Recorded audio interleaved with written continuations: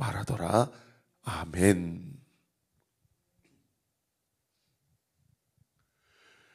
그러므로 여러분이여 안심하라. 나는 내게 말씀하신 그대로 되리라고 하나님을 믿노라. 사도행전 27장 25절 말씀. 아멘. 우리 같이 한번 암송해 볼까요? 시작. 그러므로 여러분이여 안심하라. 나는 내게 말씀하신 그대로 되리라고 하나님을 믿노라. 사도행전 27장 25절 말씀. 아멘. 자, 첫 구절부터 주의하겠습니다. 13절 보시면 그날에, 여기 그날은 어떤 날입니까? 예수님 부활하신 주일입니다. 죽으시고 3일 후에 그날을 이야기하는 것이죠. 그날에 그들 중에 둘이, 여기 그들은 누구를 얘기합니까? 3명의 여자들을 통해서 예수님의 부활의 소식을 들은 사람들 중 2사람을 이야기합니다.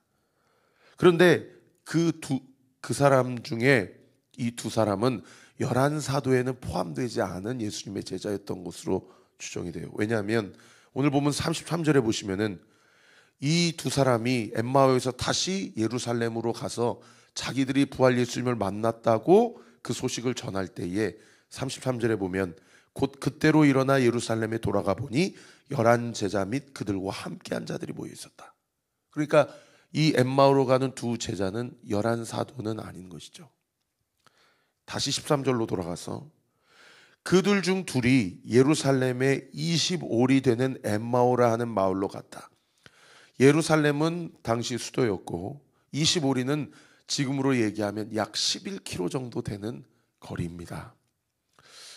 제가 한창 운동할 때 10km 정도를 1시간 정도 뛰었거든요. 그러니까 걸으면은 글쎄요, 한 2시간이면 느즈막한 걸음으로 갈까요? 여기서 2시간 걸어가면 어디쯤 되겠습니까? 그렇게 먼 거리는 아니에요. 아마 구리, 한 하남 이 정도 되는 거리일 거고, 그 다음 구절에 보시면 엠마오라는 마을로 갔다. 엠마오는 예루살렘에서 북쪽 마을이고 해석하면 온천이라는 뜻입니다. 그러니까 휴양지였던 것 같아요. 어떤 목적을 가지고 갔는지는 모르겠지만 가면서 14절에 보시면은 이 모든 된 일을 서로 이야기하더라. 이 12사도에 포함되지 않은 그러나 예수님을 따랐던 2사람이 예루살렘 북쪽으로 한 11km 정도 되는 거리를 걸어가면서 이 모든 된 일을 서로 이야기하면서 걸어갔다. 이 모든 된 일은 어떤 이야기입니까? 예수님이 십자가에 달려 죽으셨어요. 그거를 예루살렘 주민들, 시민들이 다 봤습니다. 그거는 한두 사람이 본 것이 아니니까 역사적 사실이에요. 그런데 예수님이 부활했다라고 이야기 소식을 전하면서 그 빈 무덤을 본 사람은 소수예요. 딱 3명입니다. 그러니까 이 모든 된 일은 어떤 예를 얘기해요? 많은 사람들이 보았던 십자가의 사건과 플러스 3사람만 보았던, 그리고 그 이후에 베드로와 몇몇 제자들이 보았던 세마포만 남겨진 빈 무덤을 이야기하는 것이죠. 그러니까 자기가 죽은 건 봤는데 살아계신 건 아직 보지 못한 상황이에요. 그 이야기를 하면서 엠마오로 2사람이 걸어가고 있을 때에 15절 보세요. 그들이 서로 이야기하며 문의할 때에 예수께서 가까이 이르러 그들과 동행하셨다. 세상에, 부활 예수님이 2명의 제자에게 이렇게 그 길에 함께 엠마오로 걸어가게 됐다라는 거예요. 그런데 16절 보시면은 그들의 눈이 가려져서 예수님인지 알지 못하였다. 여러분, 저 보세요. 오늘날도 주님이 나와 함께 하시는데 내 눈이 가려져서 우리가 주님이 나와 동행하시는 것을 모르고 살아갈 때가 얼마나 많은지 몰라요.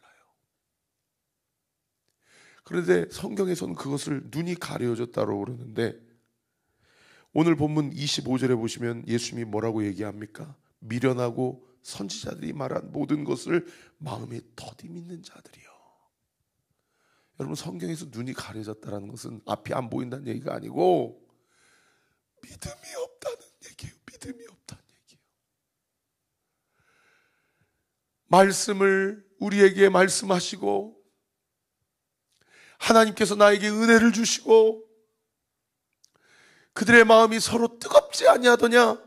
오늘 본문 32절 하반절에 서로 그렇게 말씀이 들리고 마음이 뜨거워도 믿음이 없으니까 교회를 다녀도 예배를 드려도 말씀을 읽어도 큐티를 해도 주님을 믿질 않는 거예요.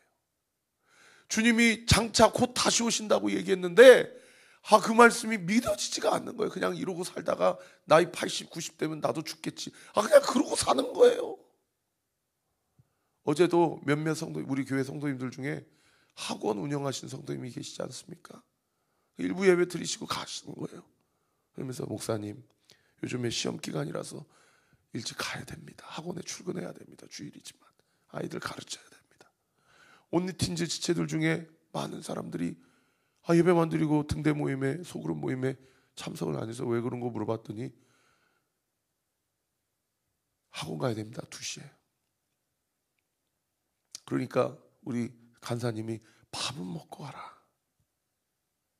제가 무슨 얘기를 하고 싶어서 이 얘기를 하냐면은 시험 기간이 되면은 예배는 드리고 소그룹은 안 하고, 그래도 어떻든 예배는 드린 것도 참 다행이지만은 주님이 그 날을 구별하여서 거룩히 보내라고 그랬는데 한 번쯤은 자기 신앙이 이 땅에 있는지 하늘에 있는지를 한번 점검해보고 그러고 믿나? 이걸 어떻게 가르쳐야 되나? 제가 학원 가는 걸 비난하는 게 아닙니다. 오해하지 마십시오. 믿음이 어디 있냐라는 거예요. 근데 제가 왜 이야기를 하냐면 여러분 그런 것 같아요. 주님이 오실 날이 가까이 왔다는 것은 시험 기간인 것 같아요. 주님이 오실 날이 가까이 됐으니까 어떻게 해야 돼요? 그동안은 공부 안 했지만 시험 기간이 가까이 오면 지금까지 살았던 것 지금 다 뒤에 있는 것은 잊어버리라고 어제 빌립보서 3장에 얘기하셨으니까 지금이라도 밀린 공부 열심히 해서 시험 성적을 받아야 될 거 아니에요. 여러분 주님 오실 날이 가까이 왔다니까요. 그러면 내가 이전까지 어떻게 살았든지와 상관없이 오늘부터라도 똑바로 시험 기간이라고 생각하고 밀린 숙제하고 내가 그동안 실천하지 못했던 말씀에 대한 순종과 하나님 나에게 주신 사명에 대한 그 성실함과 신실함으로 그 시험날을 준비해야 될 거 아니에요. 그게 믿음 아닙니까? 그런데 마음이 둔해져서 그냥 80, 90 되면 나도 언젠가 죽겠지 하고 어제 살았던 대로 오늘 살고 오늘 살았던 대로 내일 또 살려고 하지 않냐 이 말이에요. 우리 온리교회 성도님들 똑바로 신앙생활 하셔야 됩니다. 마음이 어두워져 있지 않냐. 말세는 시험 기간이에요. 말씀에 대해 순종하지 못했던 것들 지나간 거 잊어버리고 여러분 밀린 숙제 하며 시험 고시 날짜, 주님 다시 오시는 그 날짜 이제 곧 온다. 그 믿음 가지고 하루하루를 말씀과 기도로 거룩하여 인생의 목적이 행복이 아니고 거룩임을 다시 한번 기억하고 주님이 나와 동행하신다. 할렐루야. 내 눈을 띄워주세요. 나에게 믿음 주세요. 그 하루하루의 삶을 온전하게 잘 살아가는 저와 우리 모든 온리교회 성도들 되시기를 예수님의 이름으로 축원합니다. 그 다음 구절에 보시면은 17절에 알아보지는 못하는데 예수님이 먼저 말을 걸어주세요. 그러니까 이게 예수님이 그동안 이 두 제자가 3년 동안 함께 먹고 자고 예수님과 함께 했는데 어떻게 이렇게 얼굴을 알아보지 못하느냐, 또 이런 질문을 하시는 성도님들이 계실 수 있는데 여러분 눈이 어두워졌다는 것은 믿음이 없다는 얘기고 그 믿음 없이 그냥 자신의 걱정, 염려, 불안, 두려움에 함몰되면 주님을 바라보지 못하는 거예요. 17절에 보시면은 너희가 길 가면서 서로 주고받는 이야기가 무엇이냐 물어보셔요. 그러니까 그 다음 구절에 보세요. 두 사람이 슬픈 빛을 띠고 머물러 서더라. 여기 슬픈 빛을 다른 번역 성경에 침통한 표정으로 주님과 함께 서 있었다 이렇게 번역하고 있어요. 그러니까 그 이 침통한 표정이 있었다라는 것은 무엇을 알 수 있어요? 부활의 소식을 들었지만 믿지 못하는 상황이다. 믿음이 없으니까 고난과 환난과 고통 안에서 해석하지 못하고, 이 고난이 왜 나에게 주어졌는지, 이 소식이 나에게 주어졌는지 해석하지 못하고 그냥 우울에 빠져 있고 침통에 빠져 있는 거예요. 얼마나 안타까워요. 얼마나 안타까워요.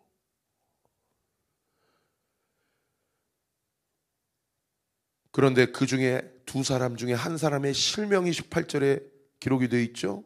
글로바라는 한 사람이 대답하여 이르되, 이 글로바라는 제자는 오늘 이 성경의 본문에 처음 나오고 그 후로는 안 나와요. 누구인지 잘 몰라요. 그런데 이 사람이 예수님께 뭐라고 얘기하냐면 이렇게 얘기합니다. 당신이 예루살렘에 체류하면서도 요즘 거기서 된 일을 혼자만 알지 못하느냐. 예루살렘 사람들이 다 알거든요, 예수님이 죽은 거를.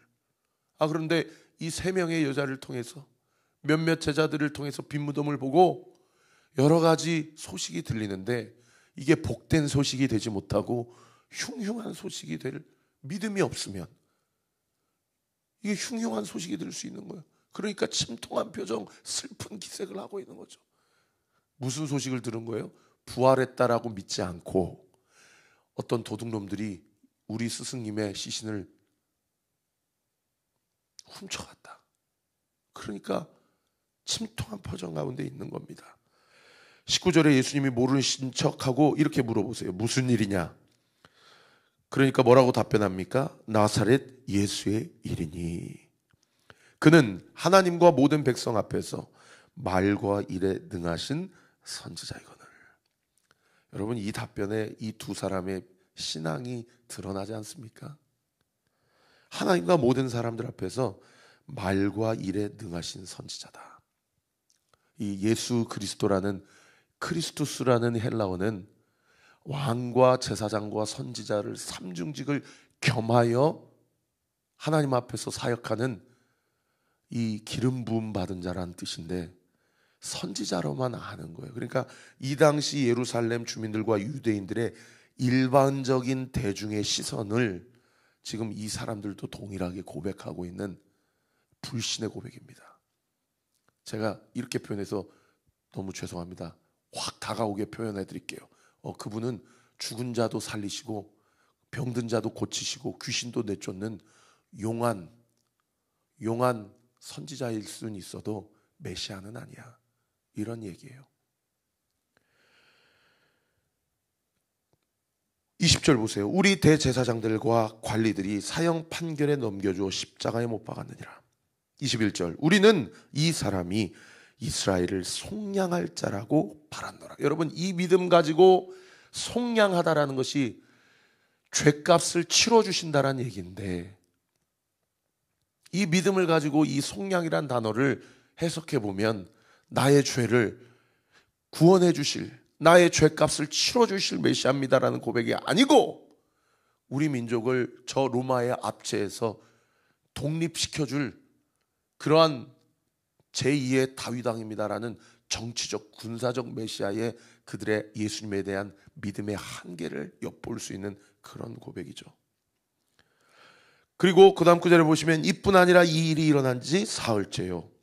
또한 우리 중에 어떤 여자들이 우리로 놀라게 하였으니 이는 그들이 새벽에 무덤에 갔다가 그의 시체는 보지 못하고 와서 그가 살아나셨다라 하는 천사들의 나타남을 보았다 함이라.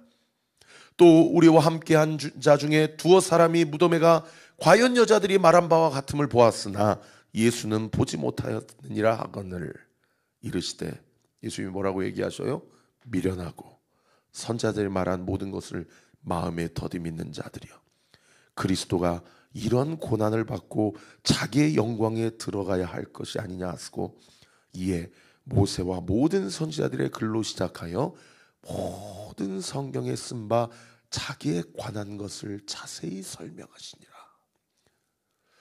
저는 교회가 해야 될 일이 이 일이라고 믿고요, 그리고 참된 성도들이 오늘도 해야 될 일이 이 일이라고 믿습니다. 성경을 풀어줘야 돼요. 목사가 성도들에게 성경을 자세히 풀어주되 그 성경의 핵심이 그리스도로 귀결되지 아니하면 여러분, 그 교회는 그거는 교회가 아닌 겁니다. 성도의 신앙의 결론이 예수 그리스도로 맞춰지지 않으면 잘못 믿고 있는 거예요. 그러니까 교회를 다니면서도 어떻게 믿어요? 요술램프 지니 마냥 믿어요. 내 마음의 원함과 자기 소원을 들어줄 수 있는 종교적 어떤 절대자로 그냥 믿어요. 그게 이 두 제자나 우리나 전혀 다를 바 없이 그렇게 신앙생활하는 사람들이 오늘날 한국교회도 얼마나 많은지 몰라요. 어저께 빌립보서 3장에 뭐라고 그랬습니까? 그들은 사망을 향해 나아가는 자들이다. 사도 바울이 오실 재림 예수를 기다리면서 이 땅 가운데 하는 일이 뭐라고 그랬어요? 위에 있는 것을 바라고 상급을 바라며 지나간 것은 잊어버리고 앞에 있는 표대를 향하여 나는 달려가고, 나는 오늘도 예수와 함께 죽었고 나는 오늘도 예수와 함께 부활하여 어떻게 해서든지 나는 예수 그리스도와 하나 되기를 원하노라. 할렐루야. 여러분, 오늘 이 하루도 예수님이 나와 동행하신다는 사실을 믿으세요. 믿으시면 아멘. 그리고 그분은 나와 함께 하시고 나의 모든 필요했을 것을 이미 다 하시고, 하나님께서 나를 위하여 이 땅 가운데서 자신의 사명을 온전히 감당하신 것처럼 내가 아니라 내 안에 계신 예수께서 나에게 삶을 주신 이유와 목적을 주님의 열심히 나의 삶을 통해 이뤄 가실 것이라는 것을 믿고, 여러분, 하나님이 오늘 이 아침도 말씀을 통해 내 마음 가운데 모세 창세기부터 선지자 말라기까지 또 요한계시록까지 주의 말씀 가운데 그 모든 결론이 예수 그리스도라는 사실을 믿고 나의 인생도 나의 삶의 결론이 예수 그리스도가 되어지도록 철저히 주님의 인도하심을 받는 저와 우리 모든 온누교회 성도들 되시기를 우리 구주 예수 그리스도 이름으로 축원합니다. 그럴 때에요, 28절에 보세요. 그들이 가는 마을에 가까이 가며 엠마오에 거의 다 도착을 한 거예요. 그랬더니 예수님이 더 가려 하는 것 같이 하시니, 그러면 너희는 엠마오로 들어가라, 나는 좀 더 멀리 가야 된다, 그렇게 말씀을 하셨는 모양이에요. 그랬더니 29절에 그 두 사람이 강권하여 이르되 우리와 함께 유하사이다. 때가 저물어 가고 날이 이미 기울었나이다.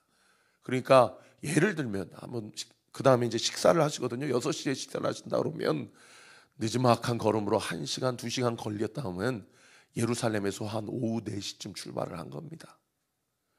그러고 갔더니 거의 해가 저물어 가고 저녁 식사할 때가 됐어요. 그러니까 그 다음 구절에 보세요. 이에 그들과 함께 엠마오 마을로 들어가셔서 예수님이 그들과 함께 30절 음식 잡수실 때에 떡을 가지사 축사하시고 떼어 그들에게 주셨다. 여러분, 무슨 사건이 생각나요? 오병이어 사건이 생각나잖아요.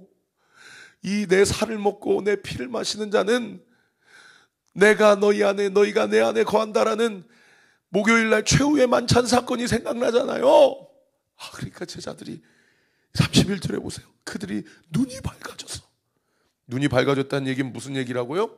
믿음이 들어갔다는 얘기예요. 할렐루야. 그인 줄 알아보더니 예수인 줄 알아봤어요. 그랬더니 예수님이 그들에게서 보이지 아니하시는지라. 예수님이 이 두 제자에게 무엇을 주시려고 찾아왔어요? 믿음을 주시려고 찾아왔어요. 할렐루야. 오늘 이 아침에도 예수님이 우리에게 찾아오세요. 우리에게 믿음을 주시려고 찾아오세요. 그러니까 32절에 어떻게 합니까? 그들이 서로 말하되 길에서 우리에게 말씀하시고 우리에게 성경을 풀어주실 때에 우리 속에서 마음이 뜨겁지 아니하더냐. 여러분, 우리 온리교회 개척하고 3년 됐는데 우리 기도합시다. 우리 교회 말씀이 성령께서 우리에게 풀어주실 때에 시간 우리의 마음이 뜨거워지게 하여 주옵소서. 이 땅을 향한 썩어질 것을 향한 우리의 믿음의 시선이 완전히 돌이켜져서 하늘을 향해서 예수님을 향하여 주님의 인도하심을 향하여 우리의 마음이 뜨거워지는 우리 온리교회가 되게 하여 주시옵소서. 그러니까 어떻게 해요? 33절에 보세요. 곧 그때로 오후 4시에 출발했는지 5시에 출발했는지 모르겠지만은 세상에 와가지고 마을에 도착했는데, 그래서 온천에서 쉬고, 그리고 그때는 치안이 불안해서 여러분 오밤중에 돌아다니면 도적대들이 드글드글한 그런 시대 아닙니까? 그런데 이 부활 소식을 자기가 눈으로 봤잖아요. 그러니까 그 시간에 겉옷을 가지고 그 유하던 곳에서 나와가지고 바로 그 다음 구절 보세요. 일어나 예루살렘에 돌아가 보니, 아마도 마가의 다락방이라고 추정돼요. 그 11제자 및 그들과 함께한 자들이 모여 있는데 자기들끼리 뭐라고 얘기하는 거니? 말하기를 주께서 과연 살아나시고 누구에게 보이셨다? 예수님이 엠마오로 가는 2 제자에게만 나타나신 것이 아니라 베드로에게도 나타난 거예요. 그러니까 벌써 예수님 만난 사람만 3명이잖아요. 35절에 2 사람도 길에서 된 일과 예수께서 떡 떼심으로 자기들에게 알려주신 것을 서로 말한 거예요. 여자들은 천사의 소식만 들었는데 예수님을 눈으로 본 사람들이 하나둘씩 생겨나고 있는 겁니다. 내일 본문에 서로 말하고 있는데 어떠한 역사가 일어났는지 커밍 순 기도하겠습니다. 아버지 하나님, 고난주간을 잘 마치고 오늘 부활주일 이후로 첫째 날인데 우리 사랑하는 성도들 2025년을 살아가면서 시험 기간이라고 생각하고 살게 해주세요. 지나간 거 잊어버리게 해주세요. 이제 곧 주님이 오시는데 밀린 공부해야 됩니다. 그래서 시험 보고 인생의 삶의 모든 결론을 주님 앞에 점수를 받을 때에 위에 있는 것을 바라고 살아가게 하여 주옵소서. 아버지, 우리는 행위나 공로로는 주님 앞에 좋은 점수 받을 수가 없는 자들임을 고백합니다. 주님, 우리의 눈이 열어지게 하여 주옵소서. 우리에게 믿음도 하여 주옵소서. 지금 경제적인 문제로, 회사의 여러 가지 상황과 사업의 문제로, 건강의 문제로, 여러 가지 인간관계의 문제로, 아버지 해묵은 인생의 문제로 인하여 고통당하고 있는 성도들, 아버지 오늘 이 말씀을 통하여 내가 진정 씨름해야 되고, 내가 진정 바라봐야 되며, 내가 진정 마음의 중심을 두고 살아가야 될 문제가 무슨 문제인지를 밝히 깨닫게 하여 주옵시고, 아버지 모든 말씀을 통하여 우리 온리교회가 성도들의 마음을 뜨겁게 하고, 소그룹의 나눔 가운데 성도들의 나눔과 교제가 하나님 보시기에 오병이어의 잔치가 되게 하시고 성만찬 최후의 만찬의 잔치가 되게 하여 주셔서 예수님의 살을 먹고 주님의 피를 마실 때에 우리가 우리의 속사람이 날로 새로워져서 날마다 주님과 동행하고 날마다 주님의 인도하심을 받아 마지막 때 주님 앞에 섰을 때에 착하고 충성된 종이다, 너의 믿음이 너를 구원하였고 나를 기쁘게 하였느니라 주님 앞에 칭찬받는 우리 온리교회 모든 성도들 되게 하여 주시옵소서. 이 새벽에도 주님 앞에 예수의 이름을 붙들고 간구하는 우리 사랑하는 성도들 모든 기도가 예수의 이름으로 응답될 지어다, 응답될 지어다, 응답될 지어다. 우리 사랑하는 우리 성도의 가정의 태문이 열리게 될 지어다, 열릴 지어다, 열릴 지어다. 예수님의 이름으로 기도합니다. 아멘. 지금은 우리 구주 예수 그리스도의 은혜와 하나님의 사랑과 성령 하나님의 위로교통 충만하심이 주신 말씀 붙잡고 오늘도 그 부활의 신앙, 부활의 믿음 가지고 주님이 나를 보내시는 그 가정과 생업과 학교와 그 세상 한복판에서 예수 그리스도의 이름으로 승리하기를 소망하는 우리 사랑하는 온리교회 모든 성도들 머리머리 위에 지금으로부터 영원토록 함께 하시기를 간절히 축원하옵나이다. 아멘.